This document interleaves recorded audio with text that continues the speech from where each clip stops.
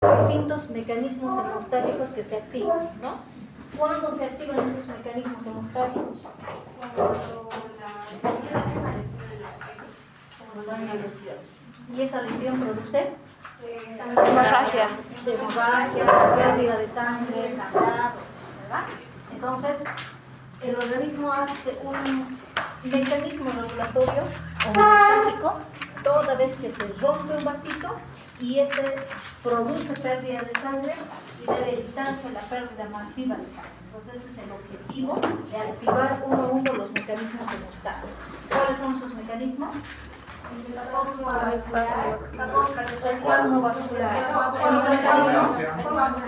La formación de coágulo sanguíneo. ¿Y otro mecanismo? Antes del coágulo, se están saltando uno. Después del espasmo, tapón plaquetario. Activación del tapón plaquetario. Y el último, formación del coágulo y cicatrización por formación de fibrina, no fibrina, fibroblastos. La fibrina está dentro de la cascada de coagulación, ¿ya? Una cosa es la red de fibrina y otra cosa son los fibroblastos y las fibras colágenas, que son el producto de la cicatrización de las heridas, ¿ya? Dos cosas diferentes. Lo mismo, los mismos mecanismos, ¿ya? Se rompe un vaso pequeño suficiente que se activen los dos primeros mecanismos, espasmo y tapón plaquetario. La ruptura obedece a un vaso grande, se activa recién la formación del coágulo y la retracción del coágulo viene necesariamente después de la formación del coágulo, ¿ya? Espasmo vascular. ¿Qué factores hacen que el vaso se contraiga? Tres cosas. Una reacción local, o sea que el mismo vaso se contraiga de manera local en el lugar de la lesión.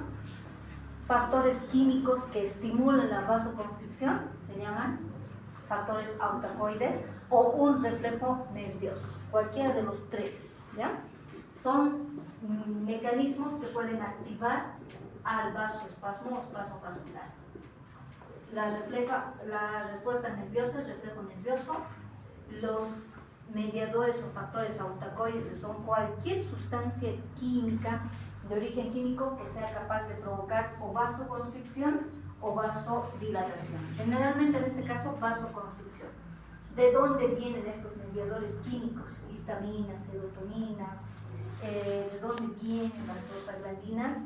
De la activación de glóbulos blancos, porque son granulados, ¿verdad? Los liberan los gránulos y estos gránulos liberan, puede ser histamina, prostaglandinas, leucotrienos o trombosano A2, cualquiera de estas sustancias. Y estas ejercen influencia sobre el vaso. Al inicio, provocando vasodilatación, pero luego provocando vasoconstricción. ¿Ya? Entonces, esos son los factores autacoides. Es una lista de todos los mediadores químicos. El segundo mecanismo es la formación del tapón plaquetario. Las plaquetas, para que se adhieran, tienen que tener suficiente capacidad de activación, tienen que estar en cantidades normales y tienen que tener una forma normal. Entonces son sus características. ¿Qué forma normalmente tienen las plaquetas? Estrelladas. Normales, o sea, no activadas. ¿Disco no tan disco bicóncavo, más o menos ovaladas, no, biconvexos son los glóbulos rojos, ¿verdad? Más o menos ovaladas y algo irregulares, no tienen una forma muy definida en estado de reposo. En estado activo tienen esta forma, ahí sí son más o menos estrelladitas o con prolongaciones o pseudópodos, ¿verdad? Pseudópodos. ¿De dónde vienen las plaquetas? De megacariocitos.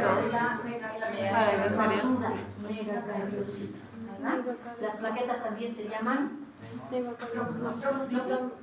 Trombocitos. Trombocitos, ¿verdad? Trombocitos. Plaquetas o trombocitos. Tamaño, ¿qué tamaño tienen los plaquetas? Una, 4, 2, a 4. No, no se ve una micra. Una o 2 a 4 micras, muy pequeñas, son demasiado sensibles, ¿verdad? se activan por cualquier cosa. Es decir, a estas uno no les puede decir nada, ¿ya? Son más sensibles que adolescentes en época de enamoramiento, ¿no? O sea que estas se mueren al primer instante. No permanecen estables ni siquiera mucho tiempo. ¿Cuánto tiempo de vida tienen? 7, 8, 10 días, ¿cierto? De 7 a 10 días. Concentración, ¿cuántas plaquetas? A 400. O 150. A 350.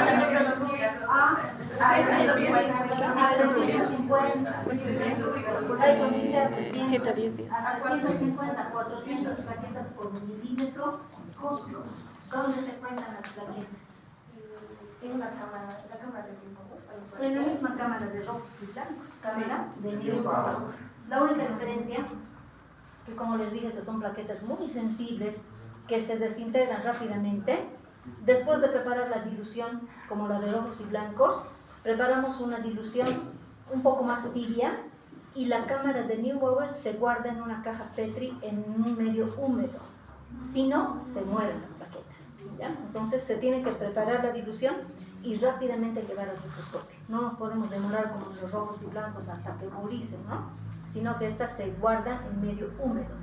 La misma camarita se tiene que guardar en medio húmedo y de allá rápidamente al microscopio, ¿ya? Si no, se mueren las plaquetas, ¿ya? Movimiento. A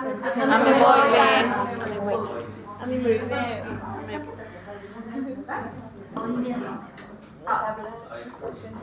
Las plaquetas sintetizan en estado pasivo, sintetizan igual que el endotelio gran cantidad de glucoproteínas. ¿Qué función tienen las glucoproteínas? Evitan que estas se llegan a adherir a la pared de los vasos sanguíneos, les mantienen en el centro. Alejadas.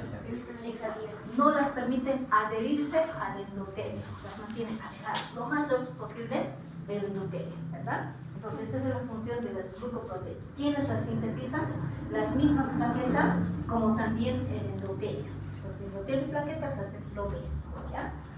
¿Qué pasa cuando la plaqueta se activa por algún mecanismo o hay una lesión en el vaso que distorsiona la pared del endotelio? Entonces, lo primero que hace una plaqueta es formar pseudóporos. Establece contacto con el sitio dañado y forma pseudóporos. Después de formar pseudópodos, empiezan a apilarse y a agregarse muchas plaquetas. Empiezan a liberar factores activos. Cambian su síntesis, ya no sintetizan glucoproteínas, ahora sintetizan prostaglandinas, ADP, tromboxano 2. ¿Qué hacen estos elementos? Favorecer más adherencia de plaquetas entre sí. Primera reacción. Entonces, esa reacción se llama reacción inflamatoria, muy parecida a la inflamatoria, ¿no? Acelerar la adherencia entre plaquetas. Otra acción de estos mediadores químicos, estimular a través de la quimiotaxis a la llegada de otras células que formen más plaquetas, o sea, más megacariocitos, ¿no? De la vía circulatoria. Y otra, la acción de los leucotrienos, producir una maduración más rápida de los megacariocitos. Entonces tiene muchas funciones. Aparte de ello, activadas las plaquetas, también sintetizan fibras de colágeno y fibras elásticas. ¿Para qué? Para formar el tejido cicatrizal. Y finalmente las plaquetas activan algunos factores de coagulación, o sea, ayudan en la cascada de la formación del coágulo, como por ejemplo el factor estabilizador de la red de fibrina, está a cargo de la activación de las plaquetas. Entonces tiene muchas tareas, ¿no? Una plaqueta activada realiza muchas tareas. Ahora viene el proceso de la formación del coágulo. ¿Qué diferencia hay entre una plaqueta agregada, entre un tapón plaquetario y un coágulo? Ya, uno es más grande, por tamaño es más grande. ¿Qué más? La red de fibrina. Tiene una red de fibrina, tiene una malla, ¿no? Este es más densa. Más densa. ¿Qué más tiene? ¿Qué tiene por dentro el coágulo? Aparte de plaquetas, tiene eritrocitos. ¿Qué más tiene? Tiene plasma convertida, el plasminógeno en plasmina. Una fibra, una intensa red de tiene plasma dentro pero concentrado en forma densa, ¿no? Tiene fibrinógeno pero activado como fibrina, y es lo que la red de fibrina me dijeron. ¿Qué más tiene? Trombina. ¿Tiene trombina? No. Al principio no tiene. Después se activa la trombina y activa una trombomosulina diferente que luego va a desintegrar el coágulo. Después. Eso viene después, ¿ya? Pero también hay. Pero esto no se activa inmediatamente con el coágulo, ¿ya? Esa. ¿Qué más? Y tiene muchas otras proteínas. Cada proteína se llama factor de coagulación, que entre todas son por lo menos 17 proteínas, ¿verdad? Todas. Entre estas que son todos los factores de coagulación, ¿quiénes nos interesan? Los que inician la cascada de formación de coágulo por la vía extrínseca o por la intrínseca. ¿Quiénes son los iniciantes? Factor 3, tromboplastina hística. Esta inicia la vía extrínseca. Y la otra tromboplastina plasmática, inicia la vía intrínseca, ¿verdad? Con el factor o factor de contacto o factor Eichmann. Factores 11 y factores 12 inician la cascada de la vía intrínseca y el factor tisular inicia la vía extrínseca. Luego existe una vía común. ¿Cuál es el que inicia la vía común?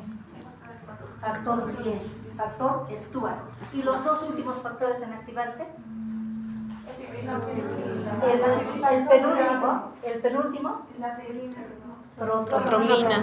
protrombina en trombina, y la trombina activa al fibrinógeno y este se convierte en fibrina. Así, esta es la última cascada, ¿verdad? Protrombina en trombina y fibrinógeno en fibrina, y ya está, el coágulo se ha formado, ¿verdad? Se ha formado. Aquí están las dos vías de activación, la vía externa y la vía interna.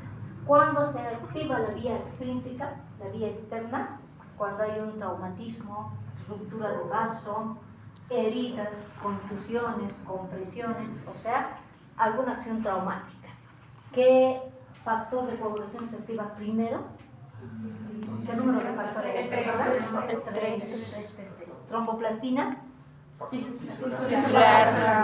Tromboplastina tisular. Primero factor 3, ¿verdad? Tromboplastina tisular. Tiene que haber una lesión externa para que esta vía se active. ¿Cuánto dura esta vía, la vía externa, hasta la formación del coágulo? ¿Cuánto tiempo dura en minutos? 6 minutos, 7, máximo 8 minutos, ¿ya? Demora en formar el coágulo. ¿Hasta dónde tiene que formarse el coágulo? Hasta que una vez que se activa la red de fibrina, se active este último factor que es el estabilizador de la red de fibrina, o sea, endurecer el coágulo para mantenerlo estable. Han visto que cuando habían hecho la prueba de coagulación, prueban también la estabilidad del coágulo, ¿verdad? Si ese coágulo permanece bien formado, el último factor 13, estabilizador de la red de fibrina, está activo, está estable, ¿ya? La vía interna, la vía intrínseca no obedece a traumatismos, obedece a distintas reacciones internas que activan al coágulo, activan la formación del coágulo, pero por otros factores estimulantes. Por ejemplo, ¿cuáles? ¿Qué puede hacer que se active esta cascada y forme un coágulo sin haber un traumatismo de un vaso? ¿Un golpe? ¿Qué, por ejemplo? Un golpe, no, eso es vía externa, lo que es traumatismo, ¿verdad? El golpe va con vasos. ¿Perdón? Un flujo sanguíneo bajo. Flujo sanguíneo bajo. Poca cantidad de agua. No bajo, flujo lento, ¿verdad? O sea, que produzca éstasis sanguínea. Si la sangre fluye lentamente, puede hacer que algunas plaquetas choquen con el endotelio y empiecen a agregarse. Sí. Flujo lento. Deshidratación. Que un paciente tenga leucemia, ¿por qué podría tener hemorragias un paciente? Al revés, no va a formar coágulos, ¿verdad? Si un paciente tiene leucemia, puede tener trombocitopenia. En lugar de formar coágulos, nunca lo va a formar, porque tiene deficiencia de factores y de células. Enfermedades crónicas también. Enfermedades crónicas como cuáles. Tal vez las hepatitis. Hepatitis. Ya puede ser Más que las hepatitis, la cirrosis hepática, por ejemplo, si el hígado está enfermo, en el hígado se sintetiza una buena cantidad de factores de coagulación. Si el hígado está enfermo, no se activan los factores y no se forma el coágulo. O sea, al revés, ¿verdad? No es este el caso. Tal vez deshidratación. La arteriosclerosis. ¿Sí? Porque se van a acumular, se va a acumular tejido fibroso en las paredes de los vasos y los coágulos van a empezar a formarse porque se ha perdido la lisura del endotelio. ¿Se dan cuenta? La arteriosclerosis sí. Que tenga sobrepeso porque va a acumular ácidos grasos en el endotelio como placas ateromatosas. Sí. Cuando hay problemas de dislipidemias,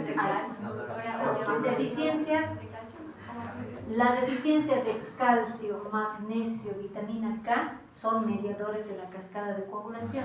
Si falta, el coágulo no se forma.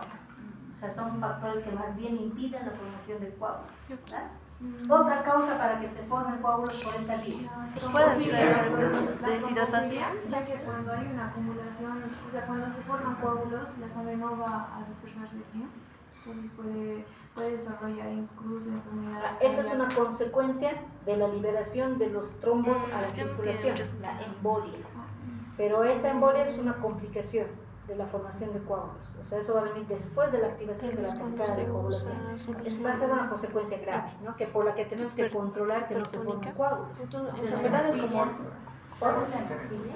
Sí, porque la policitemia produce poliglobulia y la poliglobulia produce aumento de la densidad de la sangre y del espesor. Sangre muy espesa tiende a coagularse.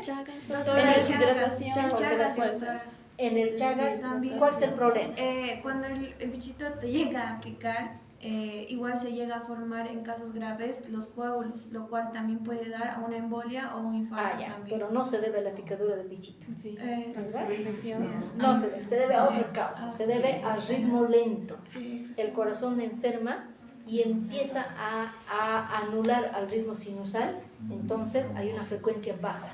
Si hay frecuencia baja, hay éstasis sanguínea, hay detención de la sangre y esa sí forma coágulos, ¿ya? Sí, puede ser, es una forma secundaria. En el caso de también hay circulación lenta, muy lenta, en una vía venosa donde la sangre fluye tan lentamente, en los miembros inferiores, en personas que tienden a las varices, embarazadas, personas que no hacen ejercicio físico, por ejemplo, obesos, personas que están todo el día sentados, sedentarios, cuando han estado en cómodo, las personas que no llegan a tener movilidad forman escaras y las escaras son los coágulos. Tercera edad también. Pacientes que trabajan en una oficina y están todo el día, digamos, atendiendo una farmacia y no hacen actividad física, sí.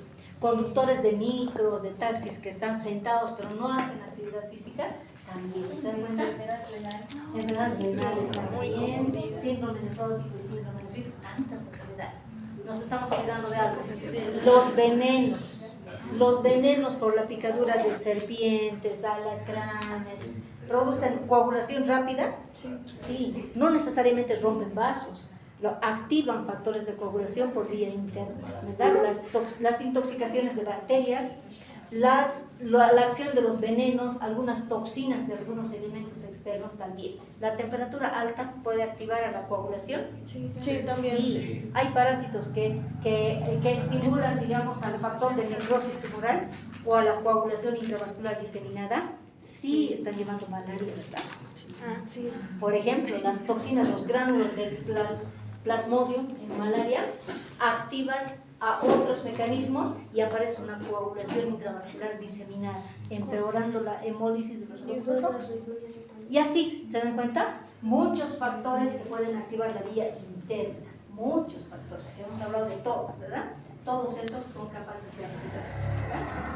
Esto es un video de los mecanismos de coagulación que están en el portal. Sí. Está, ¿verdad? Entonces, tranquilos, lo ven en la noche, con calma, ¿ya?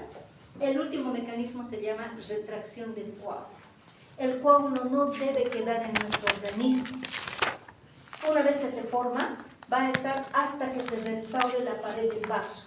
hasta que se repitelice la herida, hasta que se resuelva la solución de continuidad.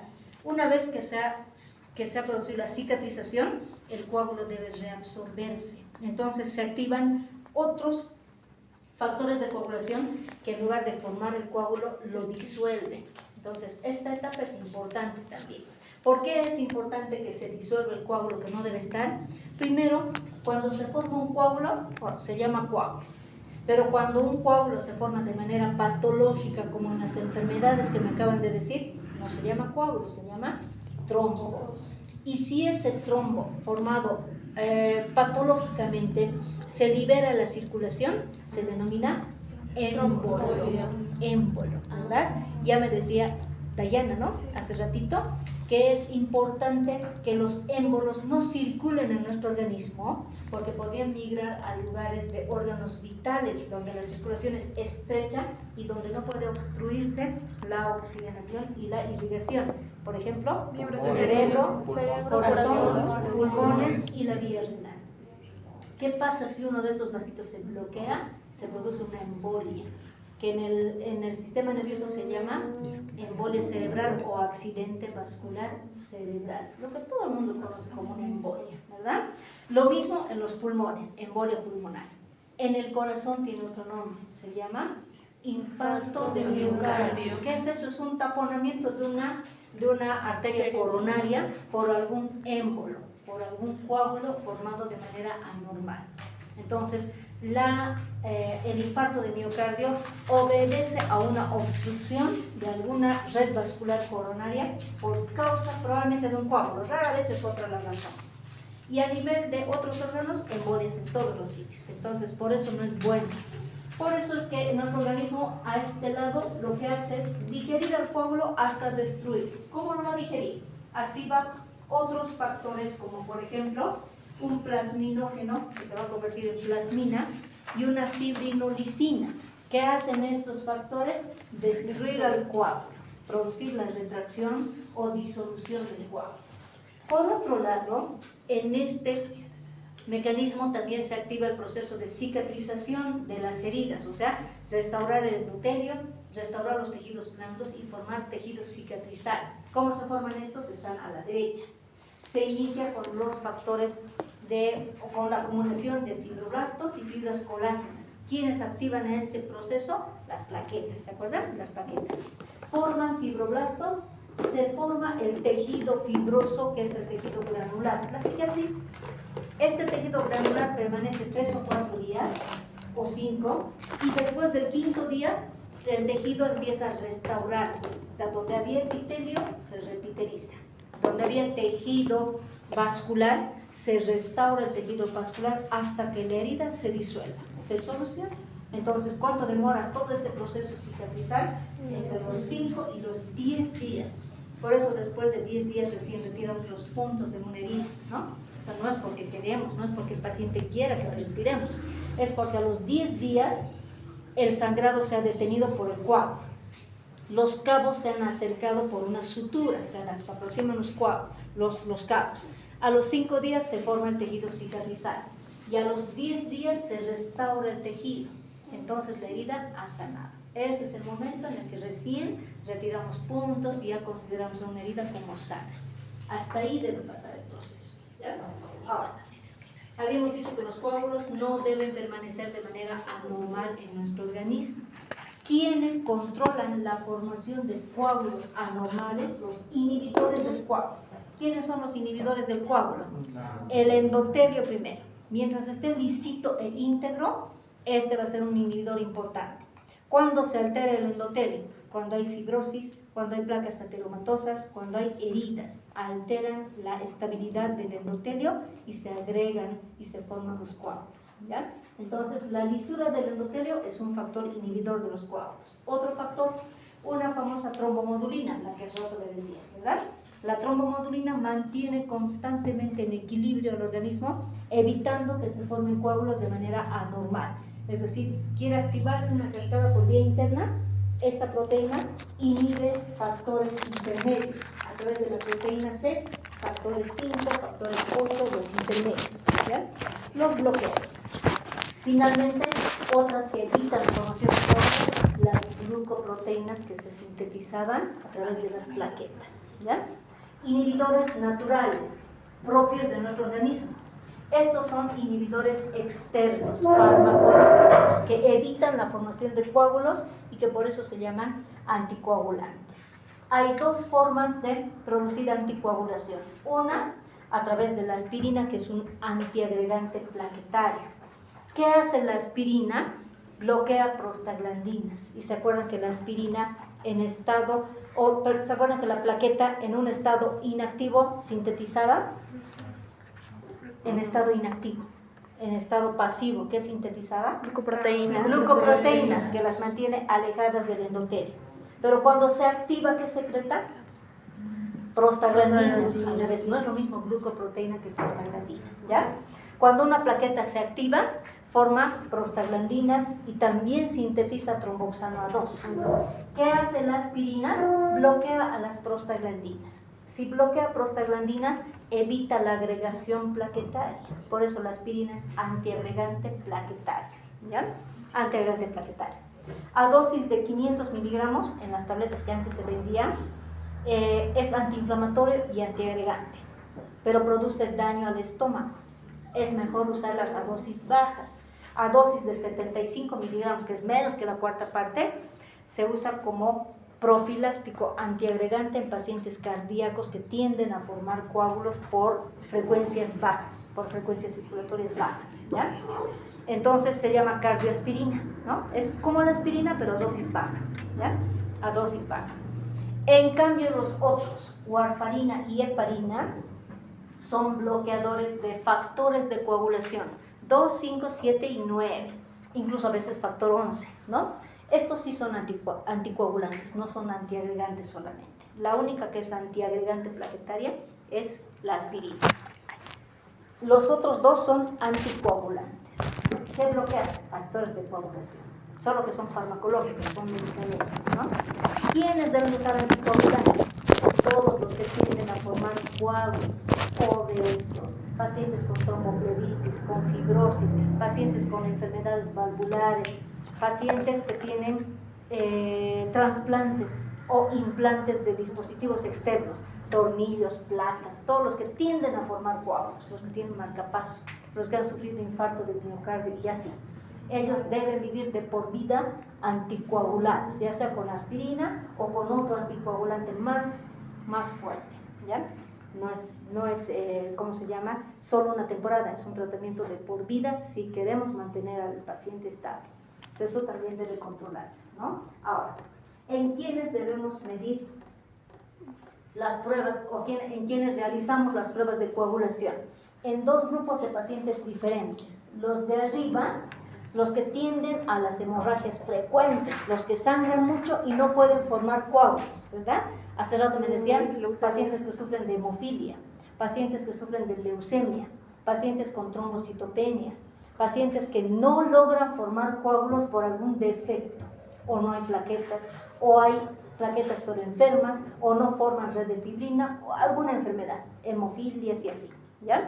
Este es un grupo de pacientes. En ellos tenemos que hacer factores de coagulación para encontrar dónde está el defecto, o sea, qué factor es el que está deficiente. Probablemente ningún factor, tal vez sea deficiencia de magnesio, calcio, vitamina K, hierro, algún defecto en el intermedio de la cascada de coagulación.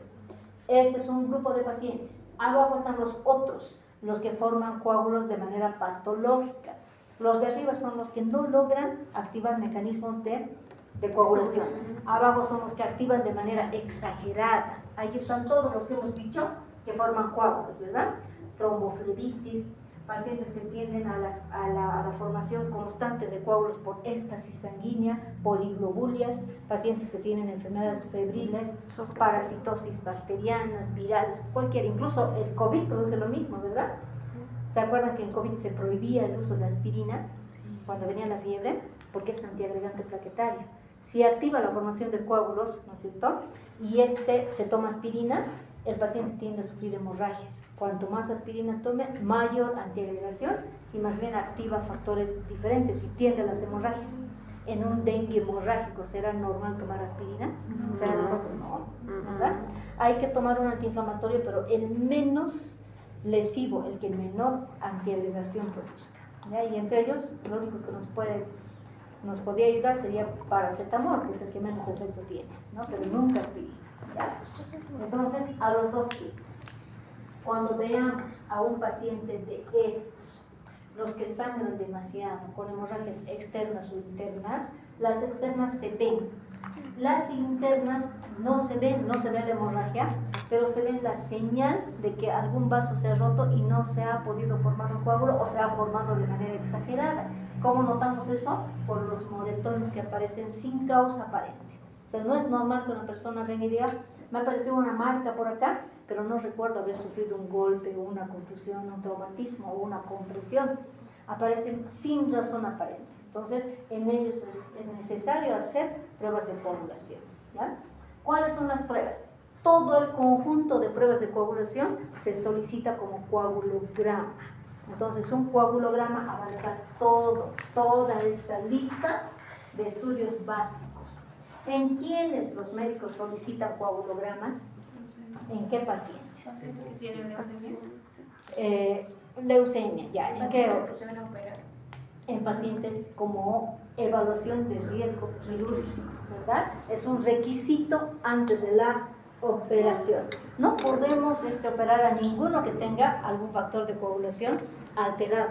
Para que ingrese a cirugía, abrimos una herida y si esta no coagula, estamos fritos, porque este paciente va a morir en el intraquirúrgico, ¿verdad? Entonces, es un requisito para las cirugías, la prueba de coagulación, ¿ya? Y en todos los pacientes donde vean alguna alteración de estas, ¿ya? Que tiendan a las hemorragias y que no sepamos la causa y estemos buscando a través de los estudios. ¿Qué estudios hay? Primero, tiempo de sangría. ¿Qué evalúa el tiempo de sangría o qué es el tiempo de sangría? El tiempo que demora un vasito en detener el sangrado. ¿Cómo se activa o cómo se logra medir este tiempo? Produciendo una herida pequeña en un vaso pequeño. ¿Con qué hicimos la herida? Con una lanceta. En un sitio de no tanta circulación, ¿verdad? Entonces el tiempo de sangría solo permite la evaluación de los dos primeros factores, vasoespasmo y tapón plaquetario. Aquí no hay coágulo, ¿verdad? No estamos esperando a que se forme el coágulo. Solo se debe cerrar la herida con el espasmo vascular o con la agregación de plaquetas. Entonces, en nuestro tema, tiempo de sangría es eso, tiempo que demora en cerrarse una herida de un vaso pequeño a través de la activación de dos de estos mecanismos, vasoespasmo y agregación plaquetaria. Eso es todo. En el fundamento lo único que hacemos es provocar una herida pequeña y esperar a que se activen uno de estos dos o los dos mecanismos hasta que se detenga la herida. ¿Listo? O hasta que se detenga el sangrado, ¿no? ¿Cuánto tiempo debe demorar este tiempo de sangría? Hasta 10. Si hacemos una punción en el lóbulo de la oreja, se llama método Duque. Esto dura o demora de 1 a 4 minutos. Pero si nosotros hacemos otro método, que este ya lo conocen, el de la orejita, ¿verdad? Sí. Si nosotros hacemos otro método, que se llama método IBI, en este método también hacemos punción en un vaso pequeño, pero en la cara anterior del antebrazo, y aquí hacemos previa compresión del brazo con un tensiómetro. Entonces la única diferencia es el uso de un tensiómetro externo, ¿ya? Mismos materiales, además solo el tensiómetro. Antes de hacer la punción, primero se prepara la zona, se hace asepsia, se aplica el tensiómetro y se insufla 40 milímetros de mercurio, y una vez que se ha comprimido un vaso grande, que es la arteria braquial, recién hacemos la punción con una lanceta, herida pequeña en un vaso de calibre pequeño, ¿ya? Hecha la punción, activamos el cronómetro y empezamos a controlar las gotitas de sangre. ¿Cada cuántos segundos? 30 segundos. Hasta que se detenga. ¿Cuánto tiempo va a demorar esta técnica? Hasta los 5 minutos, un minuto más que el anterior, ¿verdad? 5 minutos y ya está. Recolectamos las gotitas en papel filtro o en papel común y ya está. Eso es tiempo de sangría. Tiempo de sangría. La otra prueba se llama tiempo de coagulación. Antes, recuento de plaquetas. Dentro del coagulograma también está el recuento de plaquetas, que habíamos dicho que se cuentan en cámara de Neubauer. Es lo mismo, ¿ya? Luego, tiempo de coagulación. Habíamos hecho ya tiempo de coagulación. En el tiempo de coagulación, ¿qué es el tiempo de coagulación? El tiempo que demora en formarse el coágulo. ¿Activado por qué vía? Intrínseca. Porque no estamos provocando una herida grande, no es un vaso grande, es un vaso chiquito, ¿verdad? Un vaso, es más, no hay lesión de vaso, porque la única lesión que provocamos es con la aguja, pero esa extracción tiene que ser lo menos lesiva posible. O sea, aquí deben hacer una extracción prácticamente limpia, lo mejor posible para que no sangre el brazo del paciente, ¿no? Ese no es el objetivo. Una vez extraída la muestra de manera muy delicada, llevamos a un tubo. ¿Y qué vía estamos activando? La vía intrínseca. ¿Quién está estimulando la formación del coágulo? El movimiento de la sangre o el traspaso de un tubo al otro tubo. El mecanismo se activa por sí solo. ¿Cómo mantenemos esta activación efectivamente, o sea, hasta que se forme el coágulo? Porque mantenemos la sangre a temperatura corporal en una cámara de baño María, ¿verdad? A baño María, a temperatura corporal. Entonces, en el fundamento, ¿qué estamos esperando? Que se active la cascada de coagulación por la vía intrínseca. Por eso usamos cámara de baño María, ¿verdad? Por eso usamos baño María a 37 grados. ¿Cuánto tiempo debe demorar esta cascada? La vía externa nos hemos dicho que demoraba 8 minutos. Esta tarda más. La vía intrínseca demora 10 a 12 minutos. 10 a 12 minutos en activarse el coágulo. Este método, en el que se usan 3 tubitos y se activa la cascada de coagulación, se llama método Lee-White, ¿ya? Ese es el que nosotros hacemos con cámara a temperatura corporal. Luego se hace el tiempo de protrombina, es otro estudio. Este estudio se hace con plasma. Para hacer esta prueba necesitamos usar plasma. ¿Cómo obtenemos plasma? Aparte de la centrifugadora, ¿cómo obtenemos plasma? Con Tenemos que hacer para sedimentación. conseguir plasma. Sedimentación.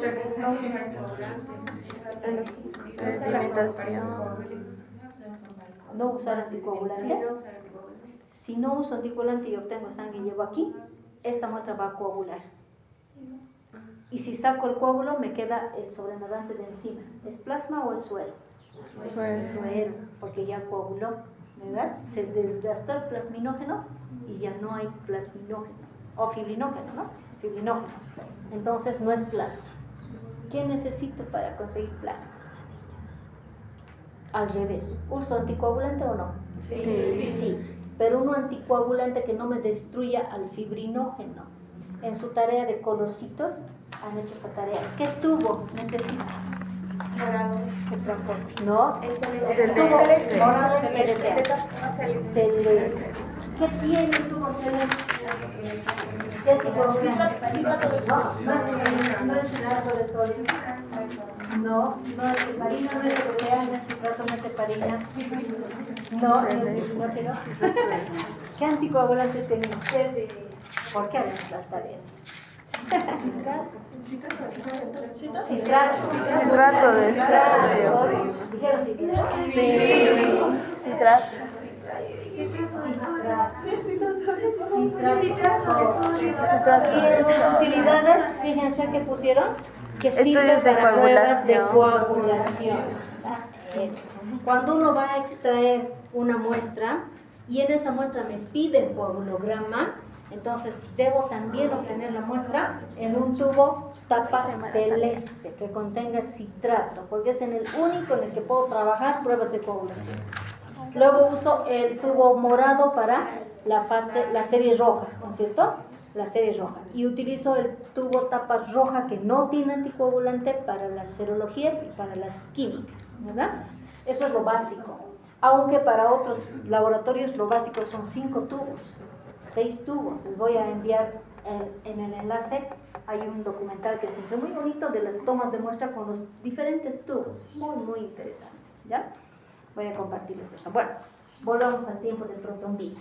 Entonces, necesito anticoagulante, ¿verdad?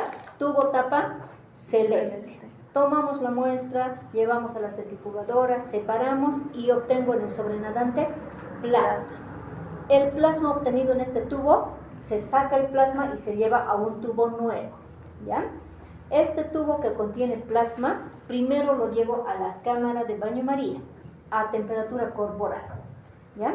En esta prueba, ¿no? Luego consigo un reactivo externo que se llama protrombina, inactivada, pero que contiene calcio para poderse activar. La protrombina se la lleva también a calentar a baño María y una vez que está temperada, se activa con la temperatura el calcio que tiene y la protrombina se convierte en trombina. Extraigo 1 ml de trombina, llevo a mi tubito con plasma y mezclo los dos. La trombina activada va a activar al fibrinógeno y el fibrinógeno va a formar fibrina. Y en mi plasma va a aparecer un coágulo blanco. ¿Por qué blanco? Porque solo tiene plasma. Los glóbulos rojos estaban en otro tubo, ¿verdad? Plasma. Este plasma va a formar fibrinógeno y lo que voy a ver es un coágulo blanco. Ustedes ya vieron coágulos blancos, ¿verdad? Porque hicimos una prueba del grupo sanguíneo por tubo, vieron al coágulo blanco, ¿no es cierto? Ahí. ¿Cuánto tiempo debe demorar en formarse esta red de fibrina? ¿Cuánto tiempo debe durar? 12 segundos. O sea, esto es tan rápido como que pongo trombina, llevo a la cámara y a los 3 segundos ya debo volcar. Hasta los 12 segundos debe formarse ese coágulo. ¿Cómo se prueba? Meto una agujita o un tubito capilar adentro y saco el coágulo. Si veo al coágulo blanco, ya está formado. ¿Listo? 12 segundos. Este es un tiempo más rápido, ¿verdad? Pero es mucho más efectivo porque está midiendo la verdadera formación de la trombina y la red de fibrina, ¿ya? Ese método que les acabo de comentar se llama método Quick, ¿ya? Método Quick, como el nombre dice, Quick, rápido, ¿ya? De ahí viene. Pasamos a la fase de la interpretación. Esto es tiempo de coagulación y lo otro era tiempo de sangría, ¿ya? Interpretamos. ¿Qué pensar cuando encontramos tiempos diferentes? Tiempo de sangría. ¿Cuánto debe durar el tiempo de sangría? De 3 a 5 minutos. 8 minutos. Depende del método. Método Duque. 1 a 4 minutos. 1 a 4. 4 minutos. Cuando el tiempo excede de los 4 minutos, no se llama tiempo aumentado, se llama tiempo prolongado, ¿ya? Prolongado. Causas. ¿En qué puedo pensar? La posibilidad mayor es esta, la última, fragilidad capilar. ¿Por qué no se cierra ese vasito chico y deja de sangrar? Porque los vasos pueden ser muy frágiles, muy débiles, fragilidad capilar. Es lo primero que se nos ocurre, ¿verdad? Esperemos, ¿no? Fragilidad capilar, ¿ya? Ahora, si no es el vaso el problema, entonces son los segundos, las plaquetas. Que exista una plaquetopenia, menos plaquetas del valor normal, de las 150.000 a 400.000 que me dijeron, ¿verdad? Plaquetopenias o trombocitopenias. Esa es la otra causa. Otra causa, discrasia plaquetaria. Quiere decir que existe la cantidad normal de plaquetas, pero que estas no se activan de manera normal, o sea que no forman pseudópodos o no liberan factores quimiotácticos o no forman suficientes factores adherentes. Entonces es una mala función de la plaqueta. Y la última causa, enfermedades que tengan todo. Por ejemplo, una enfermedad de von Willebrand cursa con plaquetopenia, o sea, trombocitopenia, con leucemia y con muchos otros defectos. Entonces, esto es solo un ejemplo de una de las enfermedades. Hay muchas otras más, ¿verdad? Enfermedad de Hodgkin, leucemias, mielomas, trombocitopenias, púrpura trombocitopénica y cuantas enfermedades asociadas a mecanismos de coagulación, ¿ya? Eso en cuanto al tiempo de sangría está prolongado. Tiempo de coagulación. ¿Cuánto dura este tiempo? De 10 a 12. Por la vía que hacemos, ¿verdad? El método Lee-White, de 6 a 12 minutos. Arriba de los 12 minutos se interpreta como tiempo prolongado, ¿no? tiempo prolongado. ¿En qué podemos pensar? Primero vamos al final. Técnica inadecuada. En el momento de la punción o en el momento del procesamiento de la prueba. ¿Qué podemos estar haciendo mal? Dejar mucho tiempo el torniquete. ¿Arriba de cuántos minutos? Más allá de 1 minuto. ¿Cuánto tiempo debe estar el torniquete en el brazo? 1 minuto. Pero si ustedes están aquí media hora con el pobre torniquete y con el brazo de su paciente, olvídense que esto va a coagular demasiado rápido. ¿Ya? Punciones equivocadas. ¿No es cierto? En este grupo pasó que ponían la aguja y sangraba inmediatamente y tuvieron que sacar la aguja por susto, ¿verdad? Entonces no hacemos, ¿ya? No dañar el vaso, porque si ustedes hacen una doble punción, es decir, llevan muy adentro la aguja, va a sangrar por dentro. No están viendo ustedes probablemente fuera, pero luego al día siguiente van a ver un moretón en el brazo de su compañero. ¿Qué significa? Que han provocado una doble herida y han lesionado ese vaso. Y aparte de ello tendrían que reprobar, ¿no? Por mala función, ¿ya? Gracias a Dios nos revisamos al día siguiente los brazos, ¿no? Ya imagino cómo los cuidan para que no se note. Así, pero esa es la siguiente causa, ¿ya? Mala técnica en la punción. En el procesamiento, ¿qué podemos estar haciendo mal? ¿Qué podríamos estar haciendo mal? La temperatura de la cámara, que esté muy caliente o que esté muy fría. Ya, otra cosa. Cuando colocamos la sangre al tubo, Cuando llevan de la jeringa al tubo, les dije por la pared, ¿no? Sí. Si echamos a chorro y a fuerza, va a coagular, ¿verdad? Y así, entonces fíjense, mala técnica. O que utilicemos un material que no esté limpio, que tenga, por ejemplo, algún residuo, va a coagular rápidamente por contacto, ¿no? Por contacto. ¿Cuál es la otra posibilidad? Vámonos al penúltimo. Tratamientos con heparina. Lo mismo, me olvidé aquí tenemos que añadir el tiempo de sangría, pacientes que toman antiagregantes. Si por ejemplo un paciente toma aspirina, ¿detendrá el sangrado? No va a parar, ¿verdad? Igual aquí, si hay un paciente que toma algún anticoagulante, ese paciente nunca va a formar un coágulo, porque está recibiendo terapia anticoagular, ¿no?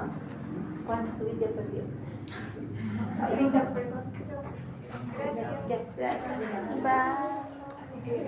Eso es, tratamiento anticoagulante. Antiagregantes.